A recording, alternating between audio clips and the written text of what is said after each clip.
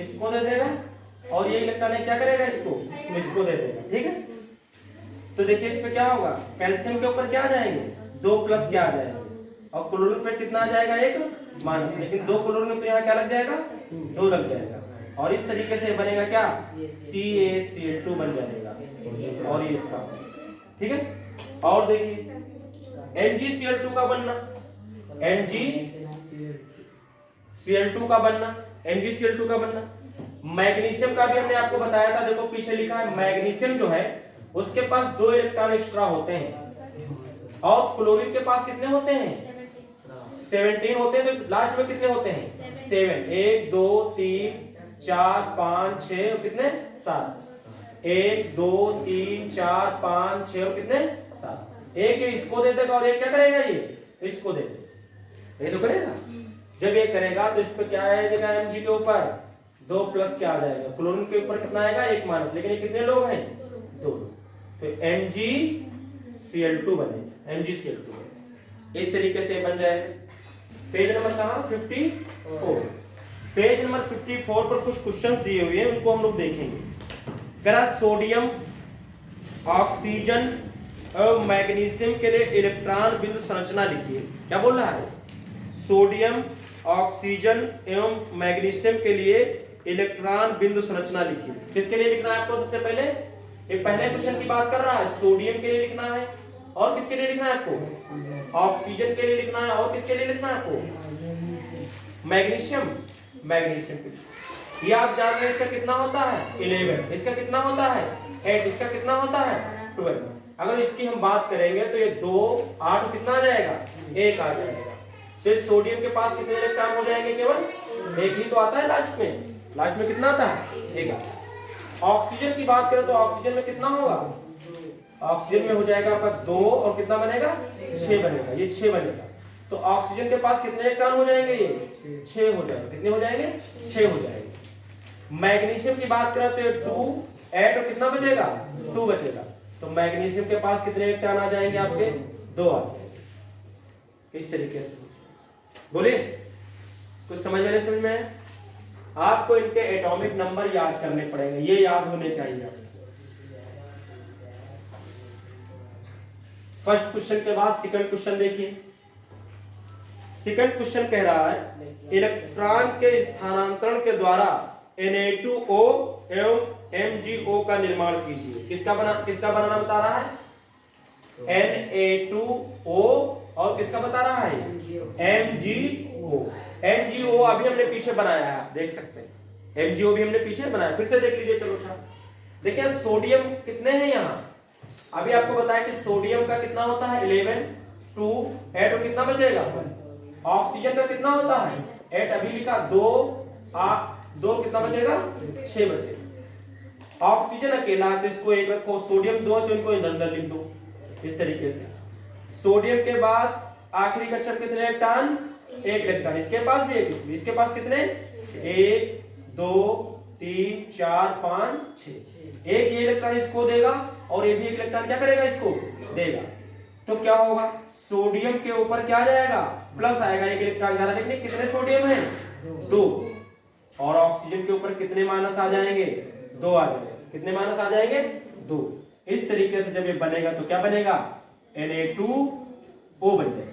क्या बन जाएगा 2 सोडियम के Na2 2 हो गए और ऑक्सीजन का कितना है 1 है, और इस तरीके से बन जाएगा। मैग्नीशियम के बारे में बात अगर करें हम तो इसका 12 होता है 2 8 कितना हो जाएगा 2, ऑक्सीजन की बात करें तो 8 2 और कितना हो जाता है ये 6। मैग्नीशियम के पास 2 इलेक्ट्रॉन हैं, ऑक्सीजन के पास कितने हैं 6, ये दोनों उठा के इसको क्या करेगा ये दे देगा, तो मैग्नीशियम के ऊपर क्या आ जाएंगे 2 प्लस आ जाएंगे, ऑक्सीजन के ऊपर कितने आ जाएंगे 2 माइनस, कुल मिला के बनेगा कितना MgO, मैग्नीशियम ऑक्साइड बन जाएगा। ये सेकंड नंबर क्वेश्चन था, उसके आंसर है। उसके बाद देखिए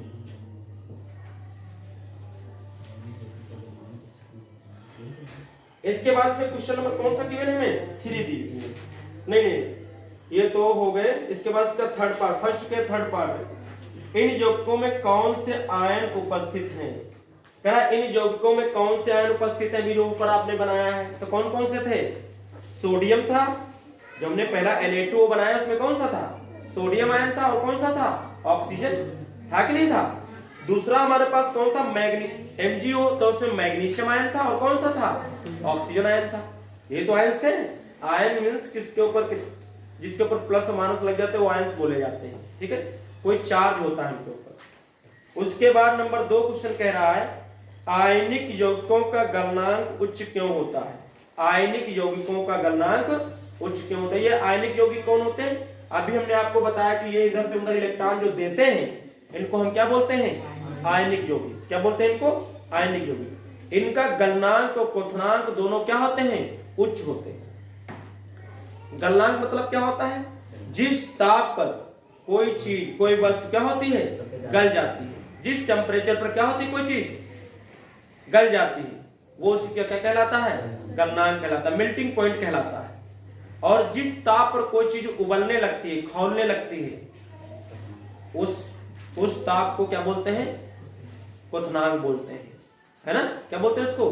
क्वथनांक बोलते हैं, बॉइलिंग पॉइंट बोलते हैं। लेकिन जो रियल डिफिनीशन है, मतलब साइंटिफिक डिफिनीशन जो है क्वथनांक की, वो क्या है कि जब किसी द्रव को गर्म किया जाता है, तो जब इतना गर्म किया जाता है कि उसका वाष्प दाब वायुमंडलीय दाब के क्या हो जाता है? बराबर हो जाता है। जब जिस टेम्परेचर पर ऐसा होता है वही टेम्परेचर क्या कहलाता है? वही ताप क्या कहलाता है? क्वथनांक कहलाता है, बॉइलिंग पॉइंट कहलाता है। तो ये बता रहा है कि आयनिक जो कंपाउंड होते हैं उनका क्वथनांक गलनांक ज्यादा क्यों होता है? मतलब वो जल्दी गलते भी नहीं है और जल्दी वो खौलते भी नहीं है, उबलते भी नहीं है। तो हम कहेंगे, इसमें क्या लिखेंगे? सुन लीजिए, हम इसमें लिखेंगे कि जो आयनिक कंपाउंड होते हैं, जो आयनिक यौगिक होते हैं, वो अपने चारों ओर क्या बना लेते हैं? एक जाल बना लेते हैं। क्या बना लेते हैं? एक जाल बना लेते हैं, जिसको तोड़ने के लिए हमको अधिक ताप की क्या होती है? जरूरत होती है ना? उसको तोड़ने के लिए क्या होगा? हमको अधिक टेम्परेचर की क्या होगी? जरूरत होगी उस जाल को तोड़ने के लिए। इसलिए इनका गलनांक और क्वथनांक क्या होता है? अधिक होता है। अगर थोड़ा छोटा क्वेश्चन है तो उसमें लिख सकते हैं कि जो आयनिक कंपाउंड होते हैं, आयनिक यौगिक होते हैं, वो अपने चारों ओर क्या बना लेते हैं? एक जाल बना लेते हैं। उनका स्ट्रक्चर बहुत क्या होता है? मजबूत है। ज्यादातर सॉलिड भी होते हैं, जिसकी वजह से इनका क्या होता है? अगर इसको हम गर्म करेंगे तो काफी ऊर्जा, तो हमको काफी टेम्परेचर में क्या किसमें लग जाएगा? उस जाल को तोड़ने में लग जाएगा। तो इसीलिए इनके गलनांक और क्वथनांक क्या होते हैं? उच्च कोटि के होते हैं, अधिक होते हैं। कुछ बात समझ में आई? नहीं समझ में आई? ठीक है। तो इस तरीके के हमने जो 54 नंबर पर कुछ क्वेश्चन दिए थे वो भी हमने आपको बता दिया। और देखिए, आप ये देखिए जिसे साझा करके कैसे बनते हैं, शेयरिंग करके बनते हैं इलेक्ट्रॉन कैसे। जिसे हम लिखेंगे, मान लो लिख दिया H2 का बनना, H2 का बनना। हम लिख देंगे किसका? O2 का बनना। हम लिख देंगे किसको? N2 का बनना। N2 का बनना लिखेंगे, N2 का बनना। जरा ध्यान देखिए, हाइड्रोजन अणु का बनना देखेंगे, ऑक्सीजन अणु का बनना देखेंगे, और नाइट्रोजन अणु का बनना देखेंगे। जरा इनको भी देख लीजिए आप। देखिए, हाइड्रोजन जो होता है इसके पास एक इलेक्ट्रॉन होता है, मतलब इसका परमाणु क्रमांक 1 होता है, तो ये 1 होता है। इसके पास आखिरी कक्षा में 1 इलेक्ट्रॉन है, और ये चाहता है हमारे सिर्फ हाइड्रोजन ऐसा है कि ये चाहता है कि हमारे आखिरी कक्षा में कितने इलेक्ट्रॉन हो जाए? 2 हो जाए, क्योंकि इसकी बाहरी कक्षा ही पहली कक्षा है। और तो हाइड्रोजन एक ये है, हाइड्रोजन एक ये है, इसके पास भी 1 इलेक्ट्रॉन है, इसके पास भी इलेक्ट्रॉन है। अगर ये इसको दे देगा तो इसके पास कुछ नहीं बचेगा, ये इसको दे देगा तो कुछ नहीं बचेगा। तो ये लोग एक दूसरे को देंगे नहीं, आयंस नहीं बनेंगे, साझा करेंगे। ये क्या करेगा? इसका अपने में इलेक्ट्रॉन शामिल कर लेगा, और ये क्या करेगा? इसका एक इलेक्ट्रॉन अपने में शामिल कर लेगा। तो इस तरीके से एक इलेक्ट्रॉन का क्या हो जाएगा? इनमें साझा हो जाएगा। और ये किस तरीके से दिखाया जाता है? H, एक लाइन खींची जाएगी, इस तरीके से H सिंगल बंद H बोला जाता है। और या इसी को हम क्या लिख सकते हैं? H2। क्या लिख सकते हैं इसी को? H2। ऑक्सीजन के बारे में देखें, ऑक्सीजन को हमने बताया कितना होता है इसका? 8 होता है। 2 और कितना आएगा इसका? 6 आएगा। ये ऑक्सीजन, ये ऑक्सीजन, इसके पास 6 इलेक्ट्रॉन, 1 2 3 4 5 6, 1 2 3 4 5 6। अगर ये इसको 2 दे देगा तो इसके पास 4 बचेंगे, वो दे नहीं सकता। क्यों 4 बचेंगे उसके? ये चाहता हमको मिल जाए, ये चाहता हमको मिल जाए, इसलिए दोनों साझा करेंगे। तो क्या करेंगे? ये साझा। वैसे भी ये भाई भाई हैं दोनों, ये दोनों क्या है? भाई भाई है। तो क्या करेंगे? इनका तो बंटवारा बराबर बराबर का होगा ना, इक्वली। देखिए इधर, ये इसके 2 इलेक्ट्रॉन शामिल करेगा और ये इसके 2 इलेक्ट्रॉन शामिल करेगा। तो इस तरीके से कितने कितने इलेक्ट्रॉनों का साझा इसमें हुआ है? 2 इलेक्ट्रॉनों का साझा, इसलिए इसके बीच में डबल लाइन खींची जाती है, इसे हम बोलते हैं द्विबंध। और ये आपका बनेगा क्या? इसी को क्या लिख देते हैं हम? O2 लिख देते हैं। क्या लिख देते हैं? O2। नाइट्रोजन जो होता है इसका कितना होता है? 7, 2 आएगा और कितना बचेगा हमारे पास? 5 बचेगा, 5। नाइट्रोजन की बात करें तो नाइट्रोजन के पास आखिरी कक्षम कितने इलेक्ट्रॉन होते हैं? 5 होते हैं, 5। ये देखिए 5। ना तो ये इसको देगा ना तो इसको देगा, साझा करेंगे दोनों लोग भाई बहन, ये साझा करेंगे 3 इलेक्ट्रॉनों का। जब ये 3 इलेक्ट्रॉनों का साझा करेंगे तो इसमें बनेगा क्या? N ट्रिपल बंध बनेगा। समझ रहे? समझ रहे? इस तरह कितने इलेक्ट्रॉनों का साझा हुआ है? 3 का। तो 3 लाइनें खींची जाएंगी। अगर कहीं एक खींची हुई 3 लाइनें मिली का मतलब में 3 इलेक्ट्रॉनों की शेयरिंग हुई, 3 इलेक्ट्रॉन का साझा हुआ है। 2 लाइन कहीं बीच में खींची होंगे तो कितने साझा हुआ है? 2 इलेक्ट्रॉन का। एक लाइन खींची थी का मतलब कितने इलेक्ट्रॉन का साझा हुआ है? 1 का हुआ है। अभी आप कार्बनिक वाला जब चैप्टर पढ़ेंगे तो उसमें कई जगह कार्बन को हम दिखाते हैं, कहीं डबल बॉन्ड सिंगल बॉन्ड से दिखाते हैं, तो उसमें थोड़ा तुमको समझ में आ जाएगा और अच्छा। और इसमें इसको क्या लिख सकते हैं? N2। इस तरीके से अगर वो साझा होता है तो 1 इलेक्ट्रॉन का होता है, 2 इलेक्ट्रॉन का होता है, कितने इलेक्ट्रॉन का होता है? 4 इलेक्ट्रॉनों का साझा एक साथ में एक परमाणु से नहीं हो सकता। समझ रहे? कितने इलेक्ट्रॉन को साझा होता है? 3। ठीक। तो इस तरीके से ये भी क्या हुआ? आपका कंप्लीट हुआ। हमने इस तरीके से तुमको कुछ यौगिक का क्या बनाना बता दिया, इलेक्ट्रॉन बिंदु संरचना कैसे ये बने हुए हैं और उसकी इलेक्ट्रॉन संरचना हमने तुमको दिखाई। ठीक है, देखिए अब इस चैप्टर में हम क्या देखेंगे? धातुओं की प्राप्ति। क्या देखेंगे? जान रहे हैं कि पूरे संसार में बहुत सारी धातुएं हमारे पास हैं, है ना? सोना, चांदी, कॉपर, है ना, लोहा, लेड यानी शीशा, बहुत सारी चीजें हैं, बहुत सारी। उनमें से हम किस तरीके से कैसे उनको प्राप्त करते हैं, कहां से हमको मिलती हैं? ऐसे किया कॉपर आ गया, ऐसे मिल रही है कि जमीन से खोद के निकल रही है? इसमें कई बार हम ये पता करेंगे। क्या पता करेंगे? कि ऐसे किया कॉपर आ गई, रख दिया, फिर किया सोना आ गया, रख दिया। टीवी वगैरह में दिखाते नहीं, ऐसे कि हथियार आ गया, झगड़ा कर दिया, बाबा लोग कर देते हैं। तो यहां देखेंगे कैसे हमको धातुएं प्राप्त हो रही हैं। जो धातुएं होती हैं वो हमको पृथ्वी के अंदर से क्या होती हैं? मिलती हैं, है ना?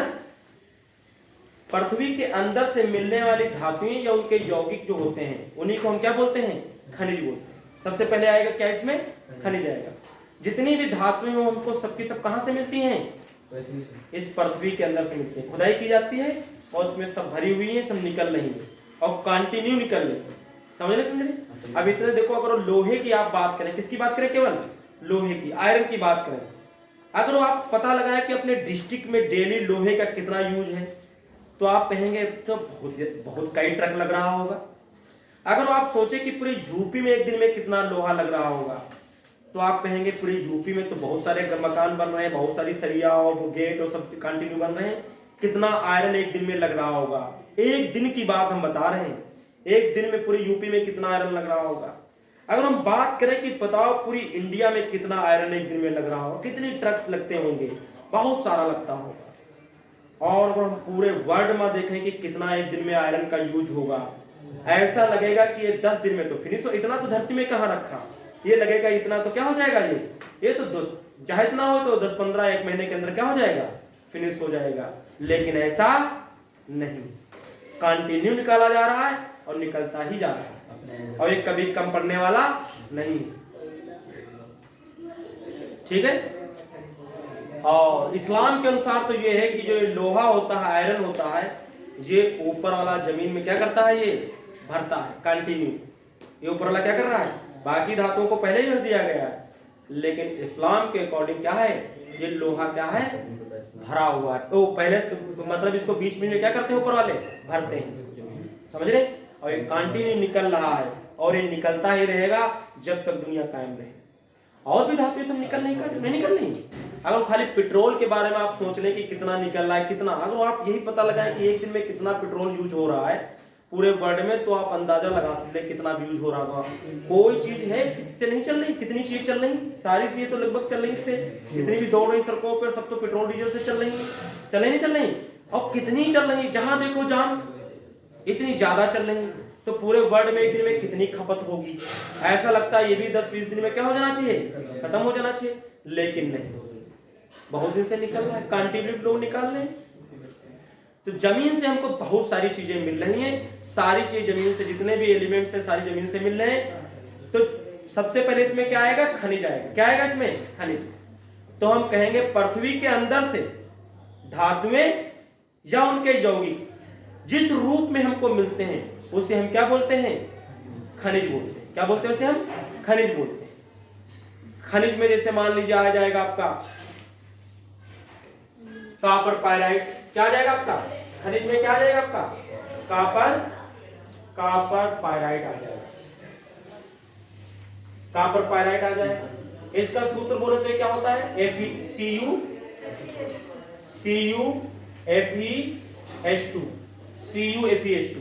समझ रहे।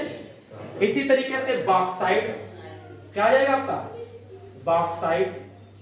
बॉक्साइट खनिज आ जाएगा। इसका सूत्र क्या होता है, Al2O3.2H2, समझ रहे। इसी तरीके से आपका लेड का PbS, इसी तरीके से आपका किसका, आयरन का हेमेटाइट।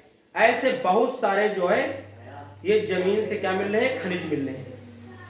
लेकिन उसके बाद आता है आपका अयस्क। क्या आता है आपका, अयस्क आता है। अयस्क क्या होते हैं, कोई ऐसा खनिज मिल जाए जिसमें किसी विशेष धातु की मात्रा क्या हो, अधिक हो, और उसे हम आसानी से कम खर्चे पर क्या कर सकें, प्राप्त कर सकें। तो ऐसे खनिज को ही हम क्या बोलते हैं, अयस्क बोलते हैं। क्या बोलते हैं, अयस्क बोलते हैं। इसलिए ये जो कॉपर पायराइट है ये खनिज तो है ही, लेकिन ये कॉपर का क्या बोला जाता है, अयस्क बोला जाता है। खूब पेपर में आता है कि कॉपर का अयस्क लिखिए, कॉपर का अयस्क क्या होता है, उसका नाम लिखिए, उसका सूत्र लिखिए। तो उसका नाम क्या है, कॉपर पायराइट, और इसका सूत्र क्या है, CuFeS2। बात समझ में आई। आपका बॉक्साइट का पूछे तो Al2O3.2H2, समझ रहे। हेमेटाइट, लेड, PbS, ये सारे इसके आपको खनिज होते हैं। और इन्हीं खनिज को फिर क्या बताते हैं इनको, जिसमें अधिक किसी विशेष धातु की अधिक मात्रा होती है उसे हम क्या बोलते हैं कि ये इसका क्या है, अयस्क है। तो ये कॉपर का अयस्क है, ये आपका किसका अयस्क है, ये किसका है, ये एल्युमिनियम का। किसका है ये, एल्युमिनियम का। ये जो बॉक्साइट होता है किसका होता है, ये एल्युमिनियम का होता है। इसी तरीके से PbS या जो होता है लेड का होता है। इसी तरीके से हेमेटाइट किसका होता है, आयरन का होता है। ये सभी अयस्क हैं, तो खनिज तो होंगे ही, क्योंकि सारे खनिज तो क्या होते हैं, सुन लीजिए, जितने भी खनिज होते हैं वो सब अयस्क नहीं होते, लेकिन सारे अयस्क क्या होते हैं, खनिज ही होते हैं। जो जमीन से मिल रहा खनिज है, लेकिन किसमें विशेष धातु की मात्रा ज्यादा है और उसे आसानी से प्राप्त कर सकते हैं, वो क्या कहलाने लगता है, अयस्क कहलाने लगता है। तो सारे खनिज होते हैं, लेकिन अयस्क सारे नहीं होते। सारे अयस्क खनिज तो हैं, लेकिन सारे खनिज अयस्क नहीं होते। इस बात को आप लोग भी समझ लेंगे। तो आपकी बात समझ में आ गई होगी।